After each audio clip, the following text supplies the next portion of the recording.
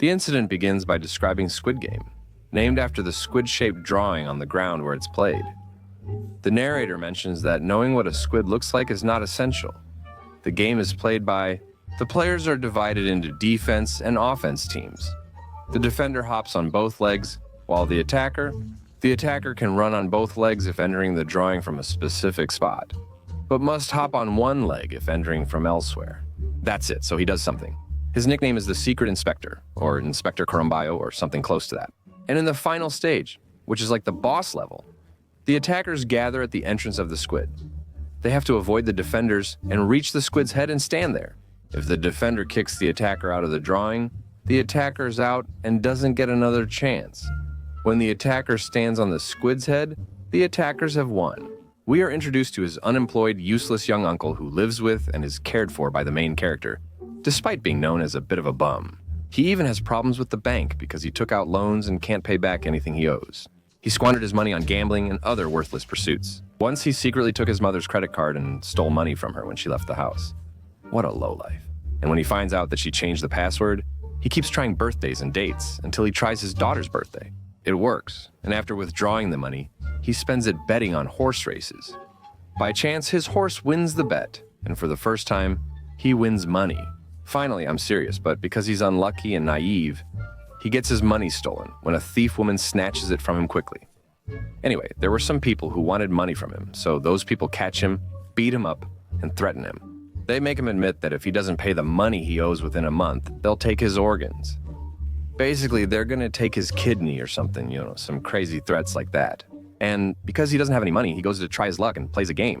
If he wins, he gets a children's toy, one of those silly things. Because today's his daughter's birthday, you get it, so maybe he can give her something. And he keeps trying. Thank God he loses because he's a poor guy, and then some kid helps him and he manages to win a gift and gives it to his daughter. But honestly, with how poor he is, it's a miracle. The gift turns out to be a gun-shaped lighter. What a gift for a father, wow. The girl's delighted that her father remembered her and brought her a gift, even if it's small. They take the lighter from her to prevent accidental burns or injuries while playing with fire. He promises her that, God willing, he'll get her something really nice on the next holiday. She wants to tell him something but decides not to. He takes his daughter to her mother-in-law and her husband, then goes back to catch the train. But as usual, he's unlucky and misses it, so he has to wait for the next metro or train. Then someone joins him to play the disc jockey game. This game uses two pieces of paper. One is thrown on the ground, and the other stays in the player's hand. If successful, the player throws the piece from their hand onto the ground, flipping the other one over. He's won, similar to Laymock. In our game, when we place Yugi cards on the ground, if they flip over, we win. It's like that. This person sits on Seong, and if he wins, he'll receive 1,000 won, the currency in Korea. Due to the large amount and simplicity of the game, he stops without losing, while Uncle Seong tries but loses as usual. Why? Because he really wants to win, and Seong, of course, doesn't have any money. He can't pay, he's broke, man. So he asks the person if he can pay in another way. No, I'm talking about Seong-oh, but he's a strong man, and he tells him, look, man, you can pay by getting slapped. If that's the case, fine, but no, wait. Anyway, Uncle sits down. Seong tries and keeps getting slapped until he gets really beaten up, honestly. Until one time, he manages to win before getting slapped again. Come here, son, he didn't even get a chance. One day, the man, gives Seong the money and tells him that he can earn a lot more money through this game. And he's surprised that he knows everything about him and knows that he's unemployed and barely works as a part-time driver. You get it, right? And that he has debts and even sold his organs, and a lot of other things like that. Not to mention, he also took out a loan from the bank and so many other things. He also informs him about his daughter, hands him his card, and tells him, if you want to make a lot of money, call me. Anyway, Seong is really happy because he made some money and goes to buy himself some food. Thank God I didn't steal from him. But his mother shocks him by telling him that his wife and her husband, and also his daughter, will be moving to America soon, so Seong gets really upset. And he realizes that this is what his daughter was going to tell him, but he interrupts her and his mother tells him that he needs to win his daughter's custody, so that she stays with him and doesn't travel, but for that to happen, he needs a lot of money. That night, Seong keeps thinking about what he should do until he decides to take out the card that the man gave him. He said he could play and win a lot. If he won, he'd get money, but if he lost, he'd only get slapped. He approaches the person in the car, says the password Armat, and gets in. Immediately, someone sprays something in his face, causing him to fall asleep. The drivers wear masks to protect themselves from the spray, whether they're the one spraying or not. Seong, number 456, wakes up in a cell-like place with many identically dressed people, each with a number. They're under camera surveillance. A screen counts the people, revealing Seong as the last arrival. He notices an old man with the number 1. When Seong asks the elderly man why he's participating at his age, and if he needs money, questioning what he plans to do with the winnings given his advanced stage in life. The elderly man says he's ill and nearing death, so he has nothing to lose. Seong notices the same girl who stole from him at the horse race, and she seems to be arguing and causing trouble, so Seong goes over. A man demands his money from a woman, claiming he sold his organs for it. Suddenly, they're interrupted by strange people entering, all wearing masks with PlayStation buttons and matching outfits. The leader with a square on his mask enters and knocks on the square. He starts talking and tells them that the game will last for 6 days, and they find out that whoever wins will get a lot of money. He tells them that he knows they're all in debt and struggling, and that he brought them here because he saw how desperate they were for money when they played the slap game. The participants agreed to come in exchange for money. When they ask Seong about the amount, a piggy bank-like object descends, which will be filled with money each time they complete a game. Now the players have the choice to either withdraw or enter the game, but if they enter, there's no way out. And there are some conditions, like if a player refuses to play, they'll be out of the game, and they can't stop the game. He says the game only stops if the majority wants that, and they all sign the contract that has these conditions we just mentioned. And after they head to the game hall, Seong notices an old friend of his named Sang, and when they talk, Sang says that they'll understand later, not now, and keep waiting for a game they don't get. They notice a field with a doll standing there, and a line drawn on the ground in front of it, prompting confusion and curiosity about its purpose. And the idea is that he has to reach that line like it's a race or something. But as soon as the doll turns around, you have to stop where you are and not move, and that's when the game starts. Every time someone gets excited and runs, and when the doll turns around, if it sees someone moving, it shoots them. That's because the doll has motion sensors and stuff, so whoever moves gets caught. And that's the end for them. And when one of the other players gets scared and runs, he gets killed too, so everyone starts freaking out, and everyone tries to make a run for it. So they start getting shot at, some get hurt, some get killed, except for a few people who are really tough. They're just standing still, not moving.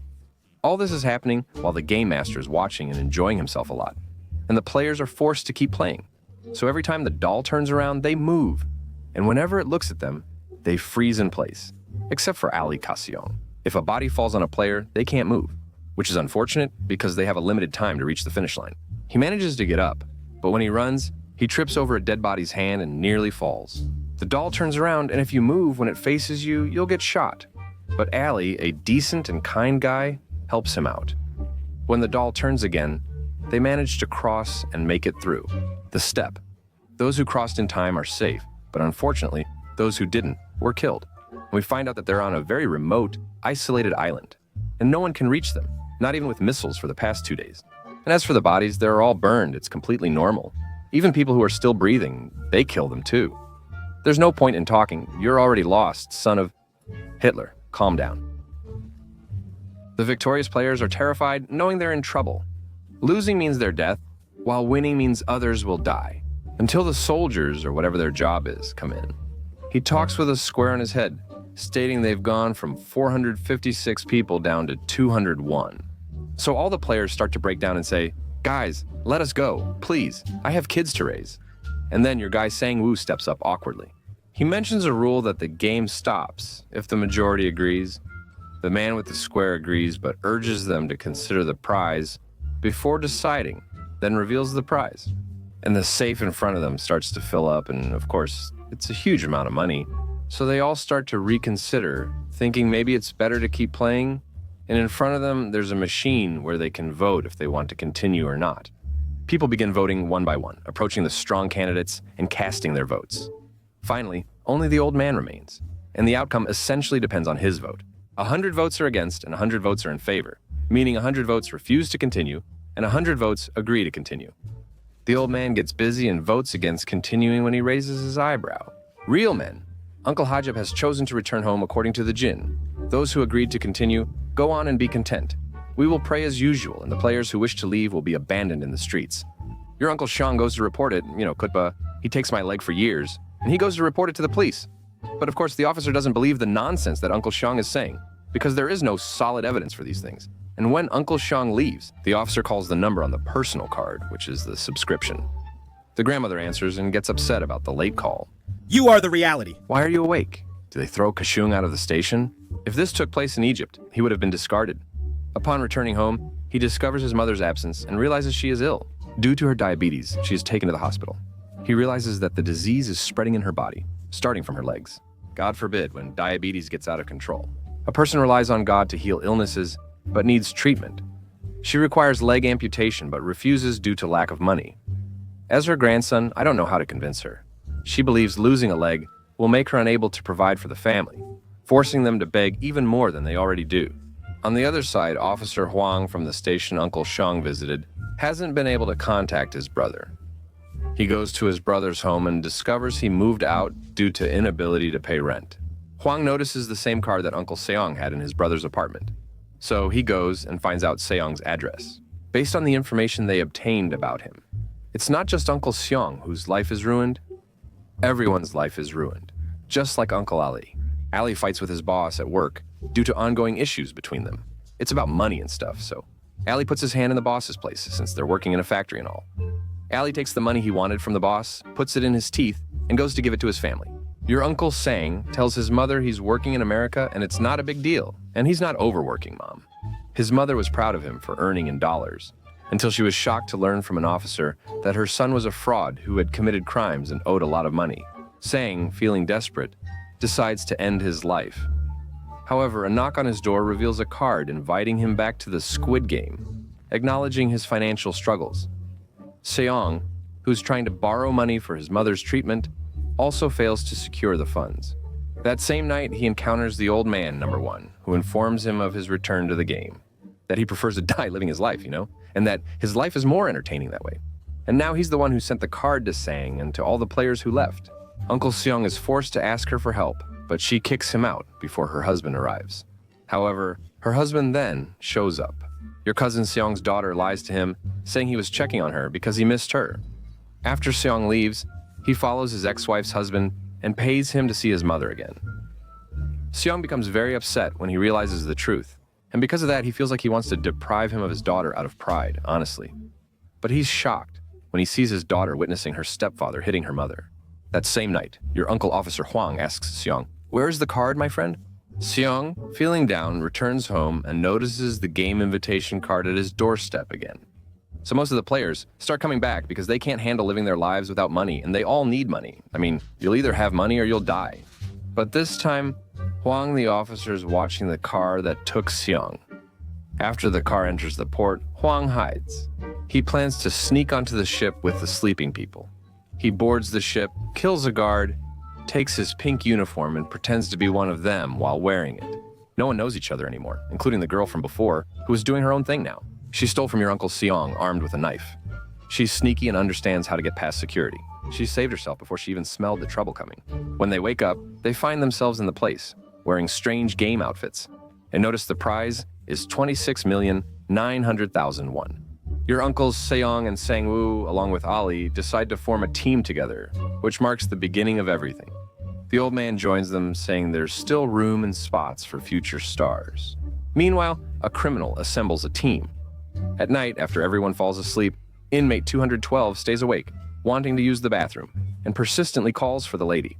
She opens a hole in the ceiling vent and manages to explore the place they're in, and that's the mission of 212. She spies on Kong and she sees Aunt Kong with the guards, but she doesn't know if they're cooking or doing something else.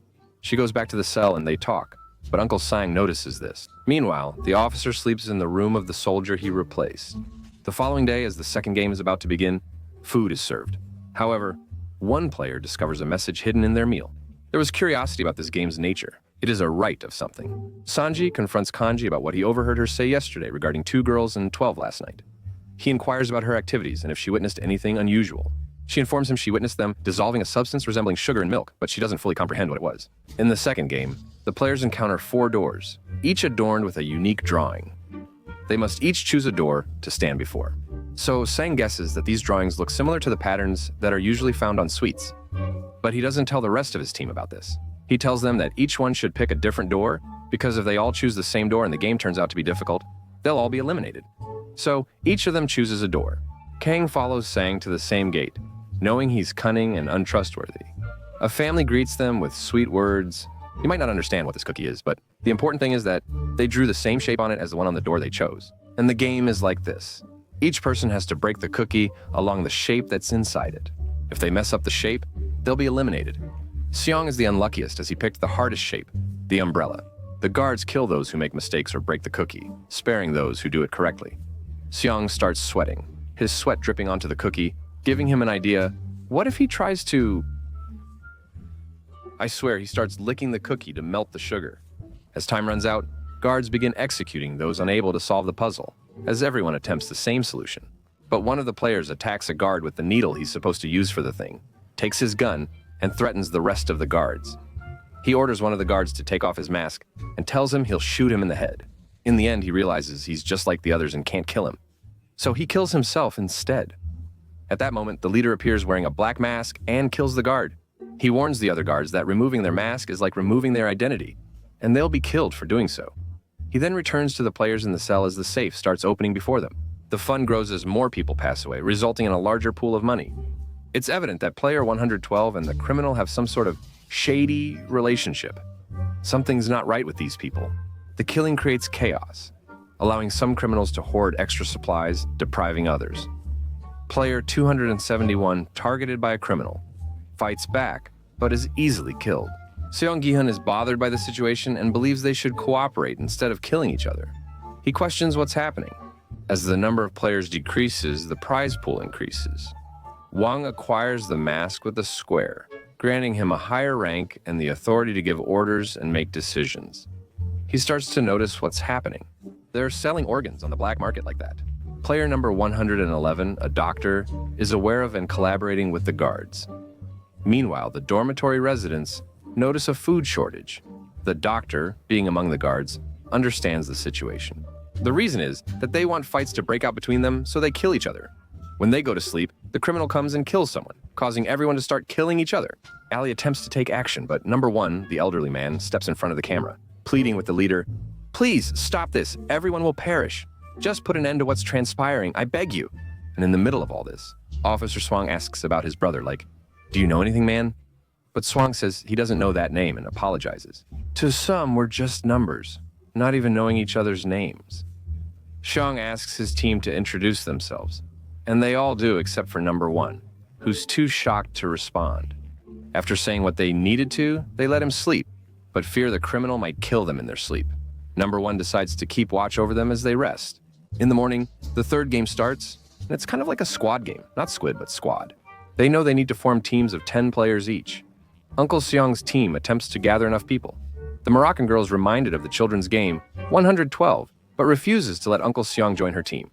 She hits him and says, "My mother, I hope you understand." Uncle Seong joins the team, unseen by the others. In total, there are 80 players divided into 8 teams. And it's a tug of war, but from a height. The team that loses falls and dies. So Uncle Seong realizes they're in trouble because their team has an old man and a lot of women, even though there's another team made up entirely of strong men. No, be careful, don't underestimate the women. They're strong, independent, and human, and they can do it. They're capable of facing challenges and overcoming them. In the first round, the criminals win easily. In the second round, Uncle Seong's team faces an all-male team. And of course, they're frustrated because they have the old man and all of them are women and so on. But the old man, number one, says he knows a way that if they play by it, they'll win. And they follow his method. It's a stance that keeps them steady on the ground until their opponents are exhausted, and then they start pulling. But the other team gets some spiritual power, or the power of friendship, and they start pulling back to their side.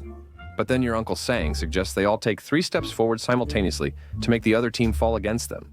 Afeta is pulling things and his brother and stuff. Then you suddenly let go of his hand and he ends up falling on his back. Anyway, after they take 3 steps forward, the others fall, so they pull them in, and that way they win. They do these things, it works, and when they return to their cell, only 40 players are left. Number 112 is thrilled to have left the criminal and joined Swan's team saying, "You guys are perfect. Your world is perfect." With half an hour until lights out, Swan suggests building a barricade for protection while they sleep, in case the criminal and his team attack. However, the criminal tells his team that those guys will rest tonight, so it's not a priority. But they notice the disappearance of the doctor, the doctor who kept saying, "Where did the youth go?" He wasn't with the soldiers throughout the game. Right now, the doctor is with the soldiers but isn't doing anything. No one realized he was at the surveillance console, deleting footage showing the doctor with the soldiers. And Uncle Kwang goes with them, and Uncle Kwang goes with them like that. just to spy on them. Uncle Kwang witnesses the harvesting of organs from players and the dissection of a human body. He tries to hold himself together because, honestly, it's a tough sight. Yeah, it's normal, it's just a human being, don't pay attention to it. However, he must act since he's also responsible for sending the removed organs off the island for testing, among other duties. He also notices that the patient they're removing organs from, what kind of patient is this man? It's just a room. He also notices that the corpse they're taking organs from has only one kidney. So Huang moves with the soldier carrying the organs, and the person with Huang feels that something is wrong with Huang. Huang, armed with a gun, turns the tables on the fake soldier who threatened him with a knife, retaliating and warning him. The dissected body was his brother's, which he recognized due to the presence of only one kidney, as his brother had donated the other kidney to him. The soldier reveals the patient was a woman and questions the point of the situation, asking if the person is an agent and why they are engaging in this corpse business, emphasizing the patient was a woman from the start. He tells him that all the information about the previous players and everything that was tampered with was all in the commander's room. Uncle Wang kills the soldier after finding out the information. The doctor tries to escape, but is chased by the soldier. The commander then appears and kills the soldier and doctor. Both of them. Come on, open up. So the commander starts searching through a lot of things related to organ trafficking because he feels that something is wrong. During his search, he discovers the bodies of the soldiers killed by Wang. Meanwhile, Huang reaches the commander's room and frantically searches for the files, only to be shocked by finding files dated from 1999. Imagine the game's longevity. It has never ceased, not even for a year. Yet, when he searches the files from that specific year, the name is absent. But he gets information that every year, only one player wins among all the players. But he also finds out that in 2015, his brother was the winner. At the same time, all the soldiers are searching for Jin 29, whose identity Huanjin is supposed to have taken. But they get confused because it doesn't occur to them that he's in the commander's office. In the morning, the fourth game begins, and the players notice the bodies of some soldiers, and the doctor hanging as a warning to the players not to think about betraying or interfering with the game. When they find out where the game will be played, they realize that this time the game will be played in teams. But each team consists of only 2 players, not 10 like before, it's just a pair of them. And here there's another problem, because after the doctor's death, there are now 39 players, not 40. So one player will be left alone and will be killed automatically. Max Xiong teams up with the old man, whom no one else chose, due to his weakness and pity. Number 112 is left alone and taken away by the guards. The game begins with each player having 10 marbles. Uncle Aish, Kareem, you know the marble game where a player must take 10 marbles from their teammate within half an hour? Can you please display a picture of marbles on the screen? Yes, that's it. The game should be non-violent. Players collect and play, deciding how to split the items. Only one player will win in the end. The winner is determined by the word. Players like Rohan start by competing against the person in front of them, playing marbles as usual. The game involves Egyptian objects such as dolls, which are not widely known. But the old man refuses to play and gets lost in his own world. So Seong gets angry and tells him he has to play.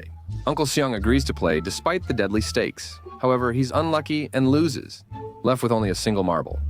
As for Uncle Sang, he tricks Ali and secretly takes his marbles, then hands them to the guard on a silver platter. Ali gets killed after realizing he was tricked and that he was naive. Honestly, the situation he's in is tough. I feel like everyone named Ali is always unlucky. And on the other hand, Seong takes advantage of the old man's Alzheimer's and secretly takes all his marbles. He acts like the winner and tries to hand them to the staff, but finds a single marble left. He realizes the old man tricked him by keeping one marble, and the old man says, "I know and understand you, and I know you wanted to trick me. Yasta, come play with me. You have it all for one marble." When playing, he says, "Yasta, you got me. You're old but still sharp. Age doesn't matter." So the old man is tricking him, giving him the marble, and telling him that he wasn't going to share life with him anyway, because he's going to die. And there's no one to stand up for him. "Son, take the marble and trust God. I'll go peacefully, you're still deceiving your aunt." Kang's trusted girl sacrifices herself after discovering his younger brother is in trouble. And as for the leader, he understands what's going on. He knows that Huangji hasn't been caught yet. The intruder among them hasn't been caught yet, and he wants to catch him and frame him. The winning players are surprised that 112 survived, and that they are the soldiers. They relaxed in the cell. He didn't play this game at all, leaving only 17 players remaining. However, the leader realizes the intruder was in his office because he placed the phone receiver in a specific position, and when Huangji used the phone, he returned the receiver differently. So the leader pulls out his gun and starts looking for him, calling out to him, but Zawat doesn't respond, and he keeps searching until he reaches the archive. Just before being caught, he receives a call about a body found on the island's shore, prompting them to head to the scene. He discovers a corpse with Huang's police identification, the same man Huang murdered at the start, and stole his clothes from. When he's on the ship at sea, he gains a clearer understanding. By God's will, they bring him to the island's shore to catch the man. And they meet important people wearing animal-shaped masks. And they meet the same people again. The ones funding the game are the official sponsors of the game. And now they've come to watch the game live after they used to watch it on their home TVs. What would you say about that? When they meet the leader, they request to meet Al-Mudif, the game's owner. However, Al-Mudif declines to come promptly due to certain circumstances. Meanwhile, Inji listens as the leader escorts the masked individuals to a luxurious hall prepared for them to watch the game. Meanwhile, Uncle Wang trains the waiter, takes his clothes, and secretly records a video using his phone hidden in the clothes. The players in the cell wake up to discover that one of them has committed suicide by hanging. After losing his wife, only 16 people remained in the game. Players must choose a numbered statue while being observed by businessmen. Most select numbers in the middle range. If the game is time-based, choosing last gives an advantage. If not, the last player might get stuck with a suboptimal choice. Understand what? He said, look, we'll be in the middle, so Seong will only have number 1 or number 16 left, which means either first or last. I'll take the first, I'll take the least, and what should I do? So he goes to take number 1, but then someone comes at him and says, look, sir, all my life I was last. I can't be first to please someone because he's good, simple, and naive. Giving him number 1 and taking 16, the last number. They start the game, a glass bridge divided into strong glass that holds multiple people in glass. If you touch it, it will shatter and you'll fall. When the game starts, player number 1 looks at Uncle Seong, who is Il-nam. What would have happened if you were the first? When I was always last in my life, I preferred being last. But now you have to motivate yourself and say, I was always last in my life. Maybe I can be first now. Uncle Hodge, keep going. The key is to gradually let yourself die while ensuring Uncle Seong's safety as the last remaining family member. However, time is the issue. Players must complete the game before player 6 arrives. He demonstrates his faith by praying extensively. When it's time to return home to his mother and someone argues with him, player 6 firmly stands his ground against the person confronting him. The criminal stays in the lead as others die. He won't move, letting anyone pass until number 112 arrives. Then he says, come here, let me show you some love. He takes the fall, the blocks, the darbuka, the bamo, and then the hit. On the other side, a businessman harassed the officer, telling him not to stand on the musk, ending the situation with his companions. What are you doing? He informs the officer about their fight and soul-bearing. The officer restrains the businessman, ordering him to remain with the companions, saying, by God, sir, stay where you are. He forces him to confess about the game's events, with only 4 players remaining. The player in front, a former glassworker, can identify strong and weak glass by tapping it and listening to the sound. In the game, when you say you don't know, the leader turns off the lights. The leader then receives a call about an incident involving a businessman in his room. While investigating, the leader finds clues and encounters Amak Wanak. Meanwhile, with only 20 seconds left in the game, Amak emerges victorious. Sang, Seong, and Kang, all their names end with Jin. After they win, a glass bottle breaks, injuring your Aunt Kang in the stomach. The leader searches for the intruder in the water to uncover the link between the game's headquarters and the island, like a gateway. He takes a launch and follows him, but the officer has already gone far, actually to another island. He repeatedly checks his phone for a signal to send the video to the police, hoping they can take action. Meanwhile, the guards congratulate the players on reaching the final stage and thank them for their cooperation as they are returned to their cells. The Egyptian intelligence gives them new clothes and instructs them to change into them. And it shows how big the wound on Kang is. Yeah, honestly, our wound is big too. The finalists receive a fancy dinner, and afterwards, each person is given a knife. The knife is a significant symbol in this context. They let them take it with them to their cells, just in case they kill each other while they're sleeping. And on the other side, the commander arrives at the island where the officer is. And when he sees the oxygen tank, he shoots it so no one can enjoy the island. That's what I mean. While sending recorded data to a colleague, the officer hears a sound and gets chased around the island, eventually getting cornered at its edge. So Uncle Kwang, or the officer, shoots the commander, and before the guards come in, he stands in the main seat waiting to see what's going on. The commander asks the officer to hand over the gun politely, and the phone too. Do you understand? And I'll leave you alone today. Of course, the officer comes in, but he's not agreeing. By the way, Ong comes and takes off his mask, and the commander is shocked. That's his brother. Uncle Wang is shocked when the officer, his brother, repeatedly asks for his gun and phone. Be patient. This person targets those who pray for us, and when they refuse, he kills his own brother. Meanwhile, during the earthquake, Uncle Seong considers killing Sang because Sang has killed several people in the game, such as Ali. May God have mercy on him. But Kang stops him by showing her wound, so he runs to the door and starts calling for help from the soldiers. "Help me!" Until the door opens. But they bring in the coffin, and Uncle Seong turns around and sees Uncle Sang behind Kang. I told you, that's Sang's way in any situation. So now, only Sang and Seong are left. As mentioned earlier, they were friends long ago. The final game, Squid Game, which we introduced at the beginning, now truly begins. And after the draw, they decide whether Seong will be the attacker or the defender, or what exactly his role will be. The soldier explains that the attacker must enter the squid drawing, bypass the defense, and step on the squid's head to win. If the defender blocks the attacker outside the drawing, the defender will be victorious. And if anyone doesn't finish the game, they'll be considered disqualified. Seong enters the drawing and is supposed to be the attacker, but he finds Sanji holding a knife. You know what I mean? And if you remember, Black throws Seong onto the sand, then they both start trying to kill each other, while the men are just sitting around watching. Seong knocks Sanji to the ground, but unfortunately, he doesn't kill him. Seong moves towards the squid's head with the knife, which would mean victory if he reaches it. Simultaneously, the soldier aims his gun at Sanji, ready to shoot once Seong completes the task. However, Seong doesn't follow through. He informs the guard of Rule 3, stating that if both players agree, the Squid Game ends. However, Sanji interrupts and, holding his knife, stabs himself. Before dying, he asks Seong to care for his mother, saying, "Take care of her, Seong." Seong wins, and the frontman drives him home and gives him the prize money. He finds a bank account card with all his money on it, and there he sees Seong's mother, who has just died. May God have mercy on her. She gives him fish, saying his mother is ill. He offers money, but she declines. Every time he moves, she asks if he knows anything about Seong, but he never answers her. He goes back home and finds his mother lying on the ground, and she's been dead for a while because her diabetes got the best of her. Seongji experiences severe depression. Despite his wealth, he lives like a homeless person, refusing to spend any money. He understands, but has forbidden himself from using it. The bank manager even called to point out the large sum in his account that remains untouched, surprised by his restraint.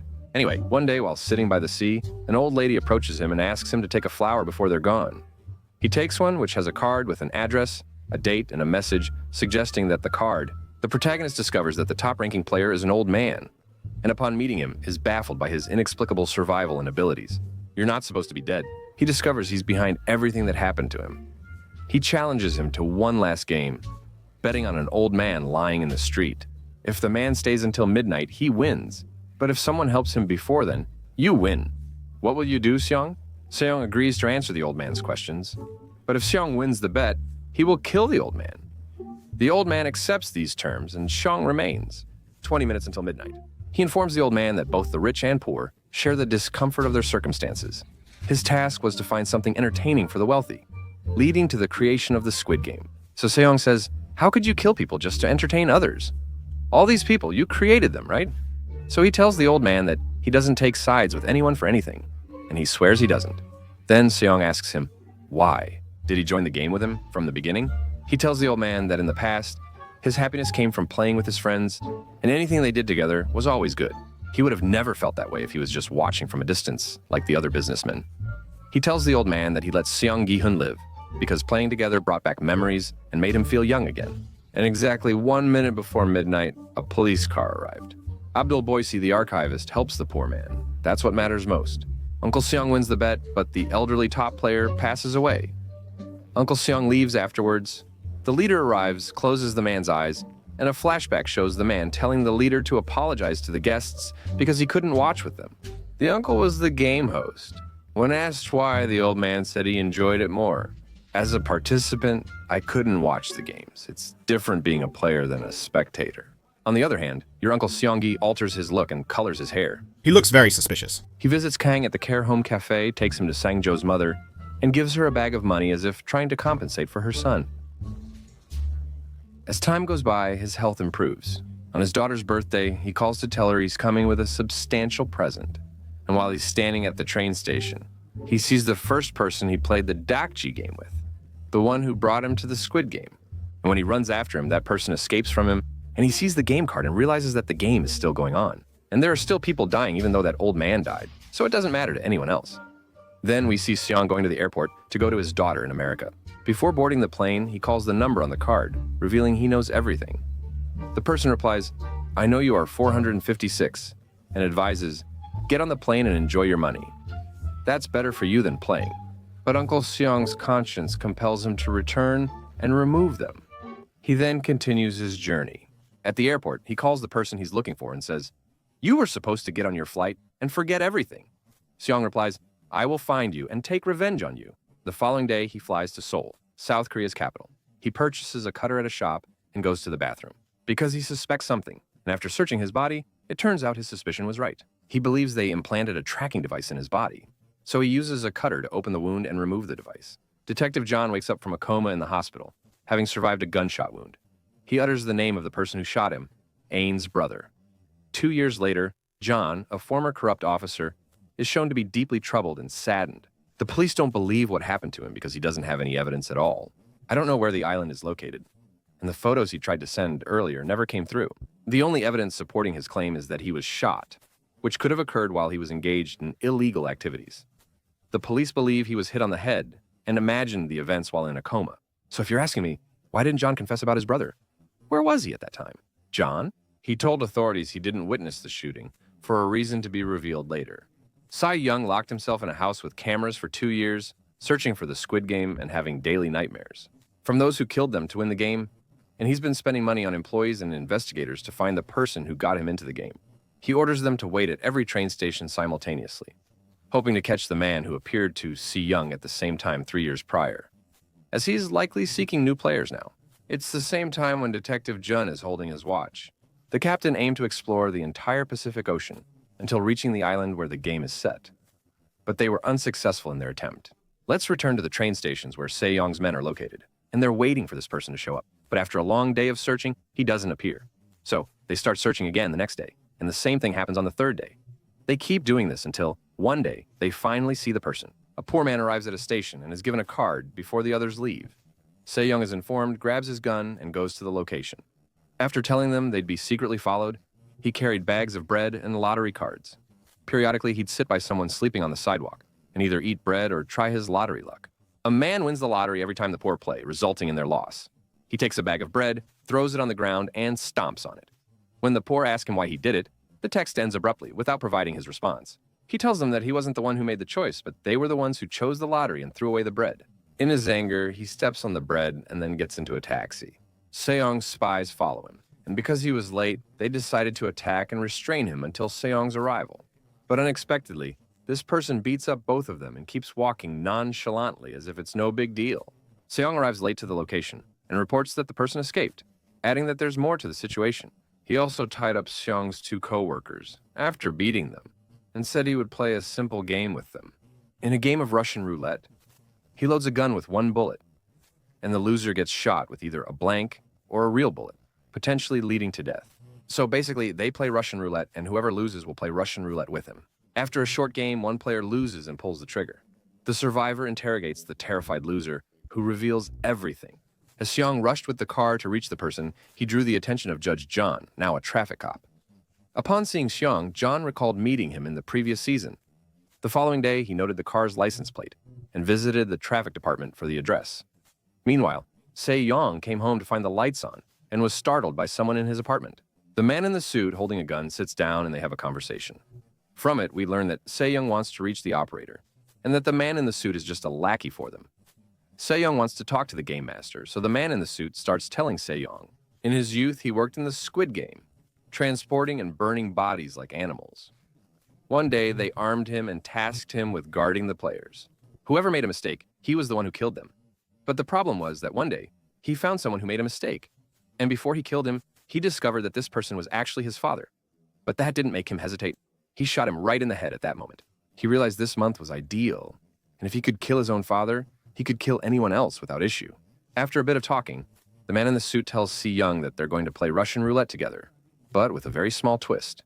Instead of spinning the gun after each shot, they'll play 6 rounds in a row, until one of them dies, and they keep playing until they reach the 6th round, and it's the man in the suit's turn.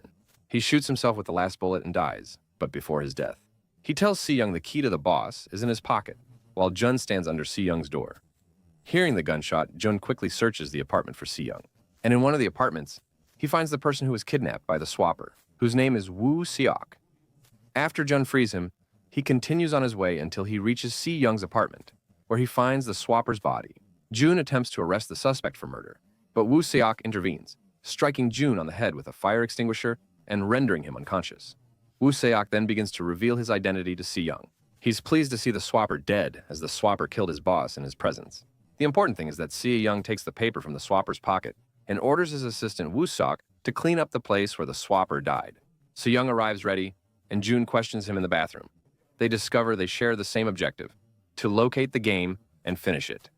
They agree to collaborate to achieve this goal. The island. The people behind the game. Si-young later shows the money he won to Jun and tells him that this money is tainted with the blood of the people he won from, and that he's using this money to fight the game until he finds it. He has hundreds of weapons ready in a training facility where he commands Bakawi and Siwak in case he locates the island. He assembles the remaining people the leader had been exploiting, arming them so they can collectively search for the island as a group. A girl from North Korea named No-yul Kang escaped from North Korea after she killed her commander in the army and fled to South Korea. She couldn't take her daughter with her and has been searching for years, but to no avail. She desperately seeks news about someone in North Korea, living a miserable life on sedatives and alcohol, residing in her car until one day a man in a new suit knocks on her window, gives her the Squid Game card, and leaves. Feeling like she has nothing to lose, she agrees to join the game. She goes to resign from her job, and while she's leaving the place, she sees a girl who looks like her daughter, but the girl has leukemia and is dying. She needs a bone marrow transplant and chemotherapy to survive. The father's lack of money greatly impacts her decision, as she thinks of her daughter and the substantial cost involved. At night, she calls the number on the Squid Game card and registers. They inform her when they'll pick her up, but not as a contestant. And we'll find out that Kang Ho's uncle, Soo-young, removes his wisdom tooth and replaces it with a fake tooth that has a tracking chip in it. The plan is for him and his men to capture In again at the nightclub, where In is supposed to meet him on the day he goes there. But then two of the bouncers in red suits come in and take him to a car that's been set up with a mic he uses to talk from. The boss of the game, who is In. And during that time, they talk about the game and how Si-young wants to stop it, and all of that while it's happening. Si-young's men are following her in a car, but suddenly a sniper shoots at Si-young's men's car, so now Si-young is left alone. At that moment, Si-young finds himself in a tight spot. Realizing his actions are futile, he asks the boss to let him join the game. The rich will enjoy the game even more when someone leaves and comes back, as they'll pay extra for the experience. From that day, Seong planned to go to the island with strength and study the tracking device to find the island's location. The boss releases sleeping gas in the car, causing Seong to pass out.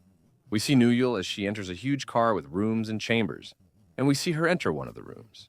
She puts on the red uniform of the guards, and that's how we realize that the guards are also poor people, but they're forced to do this. Because money has caused problems like this many times before, since she knows exactly where she's going, they take her after that. Seong is heading to the island while Jun is watching Seong's location on the global positioning system, and the rest of the team is following him.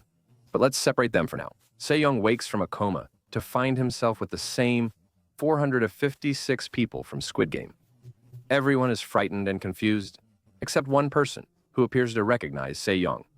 The masked guards enter as the players begin asking familiar questions. Someone asked about a person whose gender is unclear, having a boy's voice but a girl's appearance. The speaker expressed confusion and surprise about this, and their mother is participating in the game. At that moment, his mother starts making fun of this creature and asks, "Is this a girl or a boy or what? What's the story?" The masked guards inform them they are poor, in debt, and must win as it is their only hope.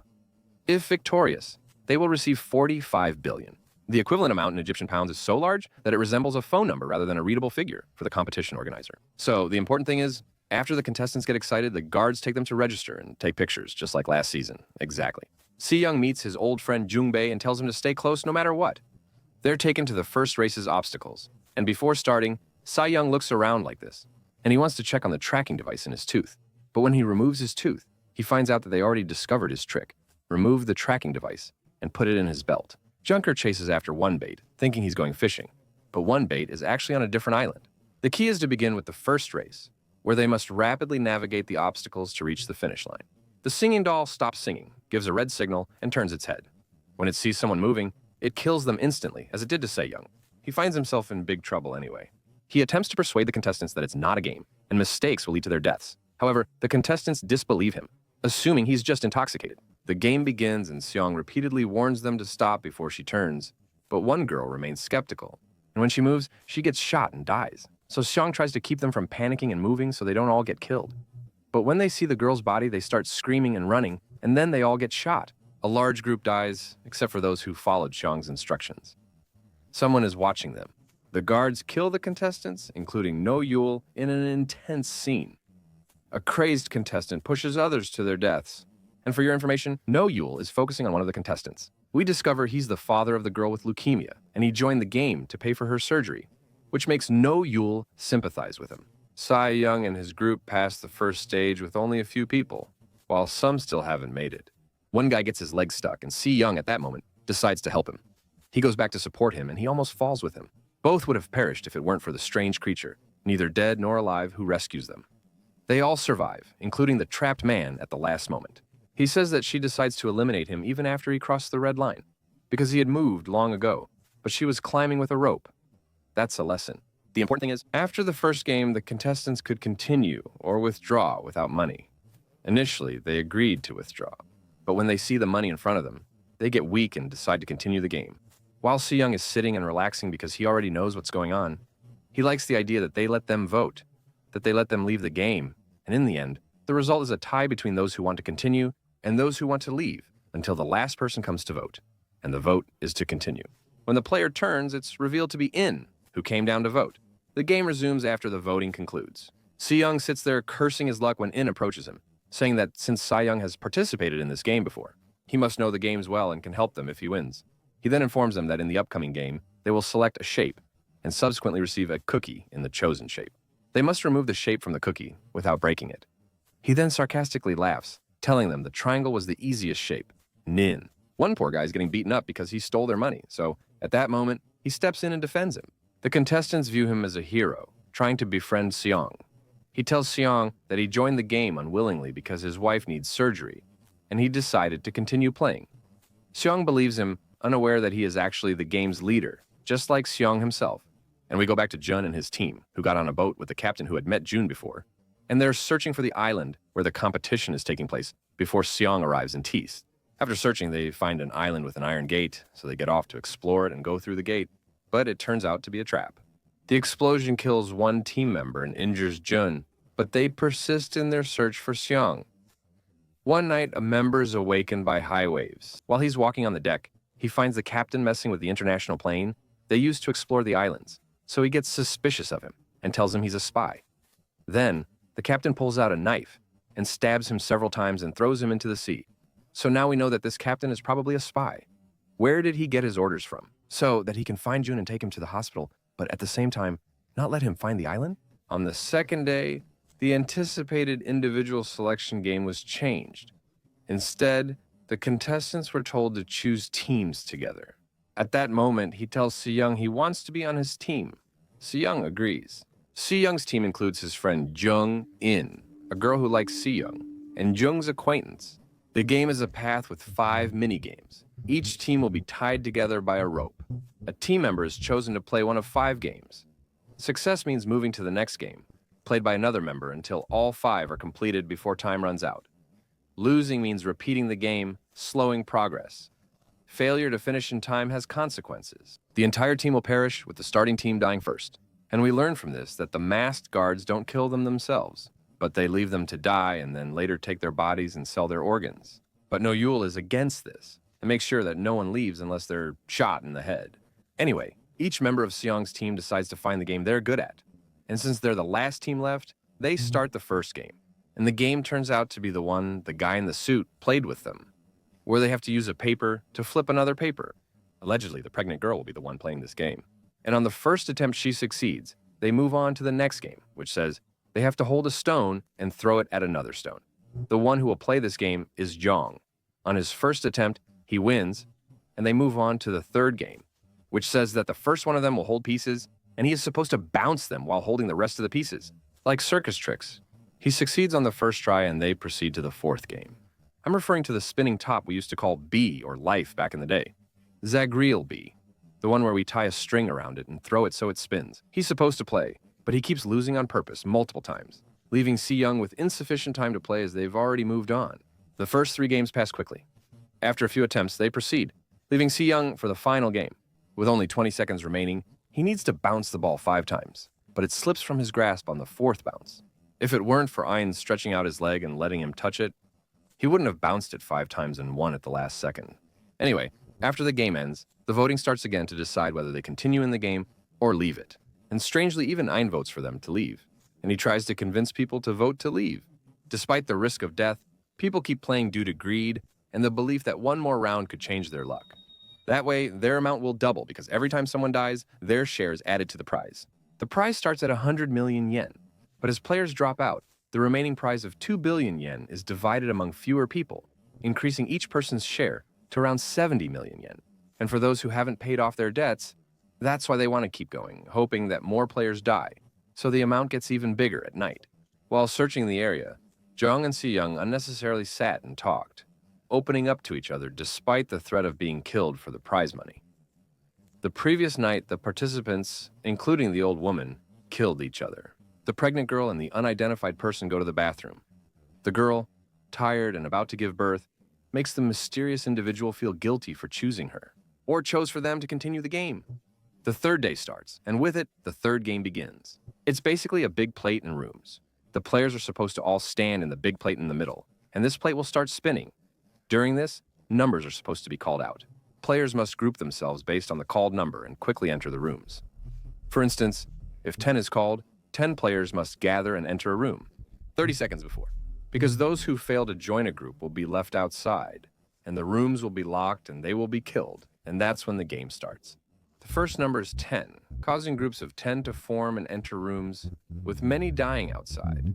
When the next number is 4, requiring groups of 4 to enter rooms, he warns them not to go. And after the masked guards kill the rest of the players outside the room, the remaining ones come out. It's expected that nothing will happen to him since he owns the game. So, when it's her turn, it's number 3. And in this round, the mother is about to die because 2 people come and forcibly take her son from among them and take him into a room with them. Before the woman dies, Seong Gi-hun comes and takes her to the room. And like that, they've succeeded in a quarter of the round, which is number 6, and chaos happens because number 2 was expected. But thank God, everyone goes into the rooms with him. That was 1, but the people who die start after that in the last round. And before the number's announced, Ein tells them that they've lost 126 people, and there are 50 rooms, so the number will be 2, so that 100 survive and 26 die. And indeed, they expected him to stand still, and the number turns out to be 2. After each person entered a room, people waited for others to enter instead. Ein is seen entering a room with Yong. Ein found someone alone inside, so he quickly grabbed and killed him before time ran out to avoid 3 people in the room, which would lead to all of their deaths. Yong is shocked by the events, but it's time for the daily segment on whether to continue the game. The number wanting to continue is now 6 more than those who don't. They need to convince them to leave, and some think they should force them out, while others believe they shouldn't provoke them right now and that the decision should be purely diplomatic. Especially now, since many people are afraid to continue and the prize has become very big, and they were able to cover their debts with it. Anyway, they start voting, and after a while, they end up tied in the vote. So no decision will be implemented, and they'll vote again the next day. By then, everyone will have thought carefully about the matter. Throughout the night, the 2 teams argue, as each wants a member from the opposing side to leave, since someone will be voted out. Especially since the singer guy, who's a bit of a bully, keeps insisting that they continue. So he tries to convince anyone he can to vote with him. And sometimes a nice fight breaks out between the 2 teams in the bathrooms, and then it ends. That extreme guy gets killed along with 5 others. And at that point, 600 million gets added to the prize pool. So the contestants realize that even if they kill each other, the money still increases, which means they don't have to stick together in the game as friends. But now, 300 want to continue, and 2 want to leave. So the number of those who want to leave is greater. But Seong knows what's going on, that tonight won't end well, and that the team wants to continue. He suggests they shouldn't wait to be attacked, but instead, attack first and kill them, finishing them off themselves to increase the prize. So, he follows the principle that the best defense is offense. But Seong rejects this idea and tells them that they will win when they destroy the game and capture that black-masked leader. And Seong doesn't realize, good morning, the leader is right next to you. Actually, the plan is that when the lights go out, the other team will attack them. So Seong and the strong men will hide under the bed and leave the old people and women to die, and then wait afterwards. The masked guards will come in to break up the fight, and that's when they'll attack them from under the beds and take their weapons. The lights go out and the other team attacks, resulting in a massacre where nearly all the women and elderly are killed. When the masked guards enter, Seongjo's group attacks them, seizing some weapons. A violent clash erupts between Seongjo's team and the guards. We observe Ain passionately attacking the masked guards with great intensity. Seongjo's fierceness makes the guards retreat and lock them in. His team breaks the cameras, takes weapons and ammo from the bodies, and Seongjo assumes command. And they're racing. He trusted them enough to give them weapons, so they could go out and bring back the mastermind behind this mess. They also take one of the guards with them to lead them to their boss. Saida Seong begins his plan, clashing with the numerous guards and continually firing at them. Seong and his team continue taking down many of them, but a second larger group arrives, leading to another clash. So Saida Seong tells his team to hold them off, while he and Jeonjo head to the administration area. On their way, they encounter some masked guards, leading to a clash between them. To keep it short, there's a lot of fighting going on both here and there. At that moment, Seong asks Ain for backup. So Ain arrives with two others and tells him that there's a way to circle around the masked guards and attack them from behind. He takes the two who came with him and actually gets behind the guards.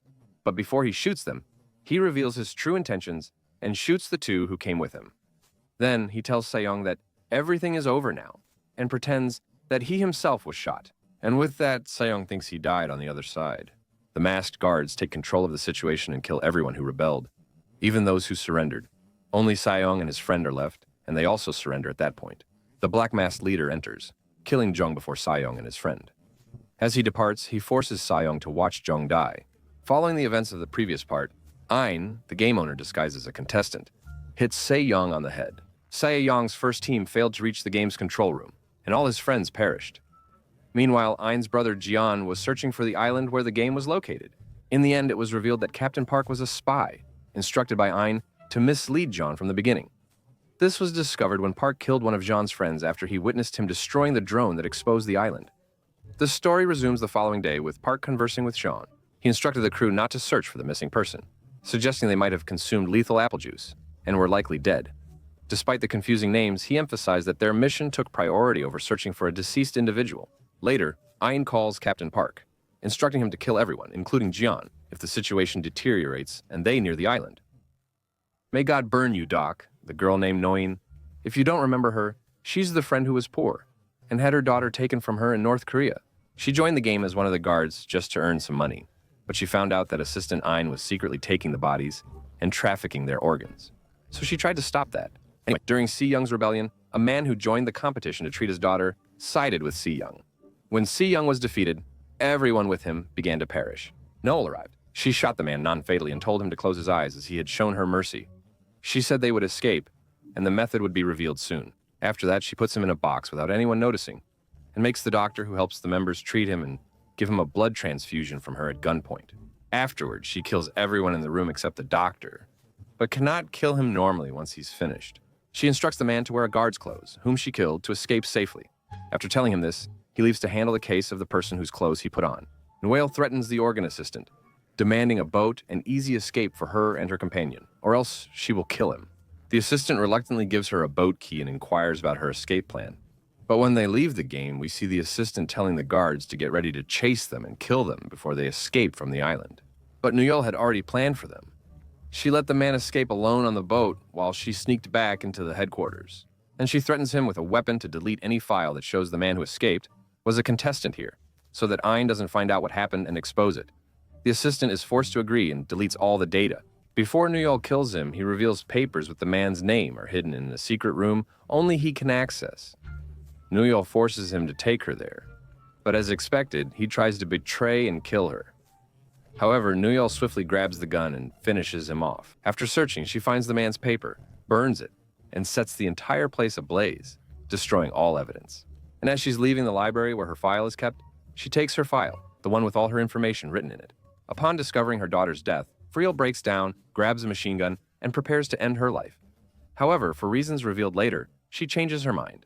Officer Seong, who is dead, is placed in a coffin by the guards and brought back to the contestants to continue the game against his will. Initially unconscious, he later wakes up feeling deeply saddened by the deaths he caused. Guards then enter and speak with him. He is informed that with 35 players eliminated, only 60 remain, and the prize has reached 40 billion. And the voting starts to decide whether they want to continue the game or not. But as usual, people are greedy, so they decide to keep playing. While checking his watch, he was shocked and sat down. And the people who voted to continue the game will come and mock her because they convinced many people to leave. And now everyone left wants to continue the game, but they can't. The competition shrank due to the deaths. Crucially, Seong remains in shock and is not allowed to eat or drink. But the old woman, her son, and the man with the unknown mother. Who is this strange being? Regardless, let's move on. So Kaya and Seong come to encourage him to continue, and they try to convince him that life goes on after death and tell him to keep going. But Seong is still affected, in one ear and out the other. Samsum is completely out of his mind, just passing by without caring, and if you don't remember what he did, then remember last season. Seong instructed him to retrieve ammunition as they were unable to keep fighting, but he broke down in tears, which was the cause. Seong and his friends lost and got killed, so Seong saw him as a traitor and swore to take revenge on Teoshia with his friends. Junbi's friend comes to him while he's eating and tells him that on the day of the incident, he saw Captain Park with a screwdriver in his hand, and he's pretty sure he killed their friend. But Jun trusts Park more than his own father, because Park saved his life when he was shot and drowning. He doesn't believe Choi, accusing him of drinking too much apple juice, and questioning if he even understands what he is. Apple juice is important. The next day, we learn about Choi. He decided to flee the ship and calls John, saying he also suspects Captain Park. He will try to expose him, but John should watch him until then. Choi will stay close after investigating Captain Park. He discovers that the fishermen don't know anyone by that name. He calls John and says the guy's like a ghost with no trace, making him even more suspicious. He must watch him closely after Choi ends the call at that moment. He manages to get to Park's house and is able to open it since there's no one inside. He just gets a few bites from Park's dog, but that's not important. He ignores it. Sean. Bayaka sees pictures of Park with Ino and the man in the suit, and he confirms that Park is part of the game. At that moment, Park's dog attacks Choi, who looks kind of weird because he's made with computer-generated imagery. They couldn't just use a real dog. Anyway, Choi ignores it and shoots at him. When he goes outside, he finds a black bag at the house, and when he opens it, he finds the guards' uniforms from the game. Apparently, Park was a guard in the game in one of the seasons. Before Choi calls John, the police arrive after hearing gunshots and arrest Choi. There, Choi tries his best to convince them of his innocence. Park is a real piece of work, and the situation is very serious, but the police simply hand Choi over to Park. They inform them about a break-in at his house by Choi, and he repeatedly claimed that Park was a killer from Squid Game and other bizarre statements. We are unaware of such matters. Park then said, "Look at this crazy guy." He locks them up, takes the machine gun, and forces everyone to stay on the boat except the operations commander and John. Choi calls him, revealing what he discovered. He hides and takes the harpoon gun, and Park was shot in the back and killed after they found out he betrayed his son and had been pretending all this time. Then they realized that the place Park was trying to keep them away from is Squid Island. We find out that the important people, or the VIPs, have arrived. If you don't remember who they are, they're extremely rich people. The game's funders come to watch the final games each season. When the game begins, the contestants are taken. On the way, we see the hung bodies of those who died rebelling with Seong, a warning to anyone attempting an uprising. The game has two teams chosen by a gum dispenser. Insert a coin, turn it, and get mastic or regular gum. So the important thing is that the contestants don't cheat, and they'll either get a blue ball or a red ball, so the two teams are divided. The problem is that people get divided awkwardly, causing the mother and son to end up on opposing teams. And the girl named John ends up on one team and her boyfriend is on the other team, and so on. The important thing is, the game is just a very normal game of hide and seek. The blue team will hide within 30 seconds and the red team will try to find them. When the red and blue teams find each other, they don't discuss the Soviet Union's collapse. Instead, each red team member must kill a blue team member or face death themselves. Seong is on the red team and his enemy is on the blue team, so he plans to find and eliminate him. Anyway, when it starts, the blue team gets 30 seconds. During the hiding time, the mother, boy, and pregnant girl conceal themselves. Then the red team begins. That's all. Seong searches for Daeho and eventually finds the witch who mocked him earlier. As he's about to leave, she reveals that she knows Daeho's location and that he's injured, leaving a trail of blood that Seong can follow to find him. Seong chases after the man he believes is Daeho. After a long pursuit, he catches him and attempts to kill him, only to realize it's not Daeho after all. It turns out that it's just someone who looks like him, and the real Daeho is on the other side. In the blue team, he starts killing people one by one without any mercy, except for that person who's both a man and a woman, whose name is Hyung-jo Da or something like that. Anyway, the important thing is that this person is able to defend themselves and kills anyone from the red team who tries to kill them. He keeps running with the old lady and Jun-hee, but the problem is that Jun-hee hurt her leg and can't run, so they hide in a room. Before they can figure out what to do, they find Jun. She started giving birth in the middle of the game, so the old lady helps her deliver the baby while Hyung is there. The friend stands to protect them, or he stands to protect them. After much effort, the computer-generated imagery baby is born looking quite unattractive. The reason for using computer-generated imagery remains unclear. Is it really that hard to find a baby for the scene? Whatever.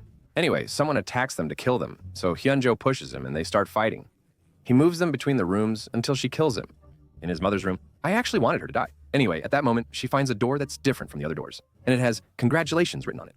When she opens it, she says, "Congratulations," and a golden color shines on her face. Then an old woman and John come to take them to the judges, but John's lover kills Hingo before they can take them. Thank God. Thank you, Lord. The important thing is, he understood from Thanos' friend that they should kill as many players as possible so that the prize would increase. The judges imprisoned John-hee and the old woman. I was near death and understood the judge's actions. Say Younger was with his friends. He ignores every blue frill and walks away from anyone he meets because he wants to kill Daeho. But after searching a lot, he finds him. Then he comes and stabs him 6 to 3 times and kills him after a lot of intense fighting happens. The important thing is, after that, he tries to kill himself with the knife he has. But the guards stop him and make him pass out. After searching, they reach Hyunjo's room. Before opening the door, Sidi Kabir's son arrives. He desires to have sex with her or her daughter, as he's nearing death and couldn't with anyone else. But his mother, in an emotional scene, tells him that she has lived a long life and that it's her time to die. But her son can't kill her. So he goes after Jin-hee to kill her. Just then, his mother stabs him from behind, saying, "What are you doing, you ungrateful son? You're killing your own son for a stranger?" As time runs out, the guards come in to finish off the dying son. The story hasn't revealed how he ended up in the room. These guards are participants who wanted to experience the thrill of killing instead of just watching. After they finish, they leave disabled and mock the other participants. And now, each person shares $1 million, but that's just pocket change for them. These people are really strange. They are always surprised. $1 million might be a fortune for some, but nothing to others who would sell their life for it. Personally, I could sell my life for just $1,000 without hesitation. The players return to headquarters and start voting. If they want to continue, or Walim is telling the very important person that the participants have reached this point by killing each other, they definitely won't withdraw now. And they'll want even more people. She dies, and what Im said actually happens, and most of them vote to continue. Seong doesn't respond, and at night an older woman approaches her. She confesses to killing her son to save Jun-hee and her child, pleading for his help even if it costs her life. Seong, shocked by her revelation, reluctantly agrees. The next day, as soon as Seong wakes up, he finds that the old woman couldn't bear the guilt and hanged herself after she brought Seong to Jun-hee and her child. Anyway, Seong is shocked. He overcomes his cowardice and resolves to save the innocent little girl, despite his initial apathy towards the situation. Later, Seong takes the little girl from Jun-hee at the next game because Jun-hee's leg is broken, and she might fall with the child, potentially hurting or killing her.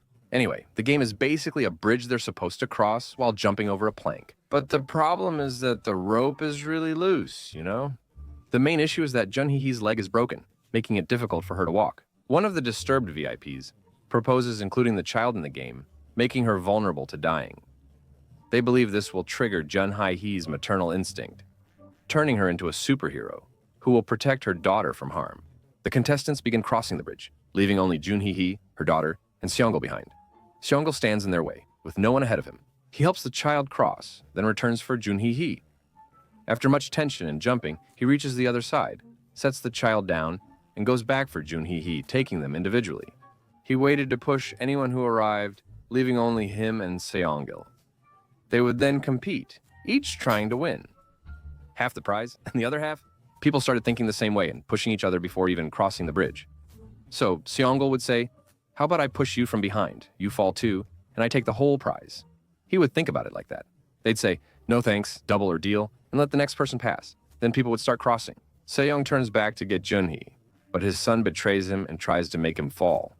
After a fierce fight between friends, Seong falls but quickly gets up to retrieve Jun-hee. Leah stopped him from going back to take care of the child until they escaped. She then jumped off the bridge to prevent Seong from returning for her. The 9 surviving players were rewarded with a luxurious meal for completing the game. And before they start the voting, the guards say that the players from the previous game are the ones who will vote, who will live, and who will die in the game. So of course, the game gets really intense at that point. And most of them choose to continue the game, especially since the guards tell them that maybe only 3 will die in the next game, and the rest will win. So the players decide to keep going. The little girl, Seong, is one of them, and the 6 of them win. At night, The guards come for Seong, and they tell him the leader wants to meet him. Then, Seong goes into a room. Where is it? And he asks him where. The players plan to kill him and the girl in tomorrow's game. Feeling sorry for them, he gives Seong a dagger, warning him to watch out for all participants except the girl. The players can't play tomorrow's game until 3 die. Then, the 2 survivors can escape safely. Seong asks him, "Why are you helping me?" He removes his mask, shocking Seong, who had trusted him all along. And he plays with the owner of the game as well. Player number 1 is the owner of the game. No, nothing unexpected. It's never happened before, but anyway. The mummy was about to grab the dagger to kill him. But Finn says that if he wanted to kill him, he would have done it anyway. Nothing will change. And tomorrow the game will go on whether he's alive or not, so Seong says thank you. Min goes back to the closed one to kill the players, but he can't because he's soft-hearted and sensitive. After all, The flashback revealing he was a contestant in the game is the crucial part, not this trivial section. The leader summoned him, gave him a dagger, and told him the same thing. However, Il killed all the other contestants, because he's either a smart man or God knows why. The next day, the players prepare for the final game, which involves 3 towers. To win, they must push another player off, causing their death. And the 3rd tower is the same thing, and at that point, they can get out even if only 3 die in each tower, just like I told you. You should keep in mind that the person has to step on the button on the ground for the game to switch. Do you notice this point? The mob from the 1st tower feeds and activates the button. They choose to throw out the innocent addict, then the rest proceed to the 2nd tower and press its button. The problem is that Seong is holding the little girl, insisting he won't let her go except over his dead body. They need his body for the 3rd tower as they plan to sacrifice him so the other 6 can escape. Memo and the others tied their suits together to make a rope, which they secured to the girl's father. If anyone tries to drop him, he'll take them down with him. So he can push Seong, and if he falls, they can pull him back up. Surprisingly, the girl's father, Habib Junhye, pushes someone else instead of Seong. Byung-jae sides with Seong and admits to being the girl's father, insisting that she can't die. To escape the game at the 3rd tower, a sacrifice is required. Byung-jae and the other players violently attack a helpless man, planning to offer him as the sacrificial victim to Seong or the girl at the tower, and they all get out. Seong-ju refuses, insisting on a fair draw where anyone picked, including himself, dies. The others listen because he has a dagger, and the girl's father keeps people at bay with a pole. However, they refuse to draw and begin fighting. Seong-ju and the girl's father are under attack, but they manage to fight off the assailants and knock them off the tower, including a bystander caught in the middle. After the mother's suicide, only Seong-ju, the girl, and her father remain. They then relocate to the 3rd tower, but the problem here is that one of them has to die to get out of the game, and at that moment the girl's father comes and grabs his pole. He dismissed the girl as just my daughter and expected Seong-ju to hand her over, implying he would throw her regardless of the outcome. Seong-ju refused, knowing the man's intention to throw his own daughter. After exchanging numerous blows, both were exhausted from fighting each other. Seong-ju grabbed the tower's edge as they were about to fall off. The girl's father grabbed Seong-ju's suit, but it tore, causing him to fall to his death. Well, that's that. But then a much bigger problem appears. For the sacrifice to be accepted, they had to press the button in the middle to start the game. Since they forgot to press the button, that means Seong-ju sacrifices the girl to win and escape by placing her on the ground, pressing the button, checking the line, and helping Halabi. This allows the girl to win and leave the Nakhon. While the VIPs are watching, Ain is watching and is affected, and Nawal is watching and is affected too. What else? And this is the scene where she was trying to kill herself at the beginning of the summary, remember? So I won't blame the girl who was there from the start. In general, that's 45 billion. How much is that in Egyptian pounds? Abdet the Lucky, the man who escaped with the boat at the very beginning of the summary. And I told you that the guards were chasing him. There was a clash between them, but the man's ammo was running out and he was about to die. John, the operations leader, gets them to the island, captures the guards chasing the man, and learns the island's exact location from him. He then calls the Coast Guard to come. And while John is putting on his diving suit, you know, the diving suit, he sneaks onto the island. But Ian notices what's happening. They will be exposed where the self-destruction will occur, exploding in half an hour. Meanwhile, Ian rescues the little girl as John frantically searches for him. After searching, he finds the girl and walks away with her. Bae Se-young has to release the man to save the girl's life. At that instant, the place is bombed, and Bae Se-young dies in the explosion. So the girl can live. 6 months later, Noel's attracted to the man she rescued, unbeknownst to him. She's content knowing his daughter is safe after everyone returned. Cap leaves in her car and receives a call that her agency found her daughter alive in China. Noel immediately books a flight to China to find her daughter, despite John's attempts to stop her. Choi, fresh out of prison, takes over and mentions that Seong's money has vanished, raising suspicions that Seong is still alive. But we later find out that he is the one who will take the money and give it to Seong's daughter after he died, and she is living in America. And after he gives her the money and leaves, we see a woman playing a card game with a poor man, and it's clear that there are a lot of differences in the game. The Squid Game isn't just in Korea, which means that the Squid Game continues with us for a while. Gi-hun leaves Seong Byuk, giving her a card with 45 billion on it. The daughter of the deceased is the most important thing. After nearly 3 years, the Squid Game story has ended. I'd like to hear your thoughts in the comments, as there's still much left to explore in the Squid Game world. God willing, they'll make many more seasons.